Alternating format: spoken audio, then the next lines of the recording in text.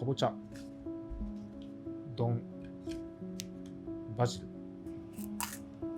さて、今日も僕の自主トレの一つ、くじを引いて料理を作るコーナーですね。とはいえ、今回に関しては、バジルと丼を引いた時点で選択肢があまりなかったかなというのが正直なところです。東南アジアにある料理でナスのバジル炒め、あれをもう少し和風に仕立ててご飯との相性を狙っていくという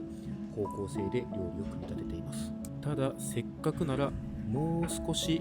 何と言いますかね、高単価なうちのお店のおまかせコースにも組み込めるような仕立てにしたかったかなというのが2年後の今見ていて思う正直な感想ではあります。でもうまそうなんで、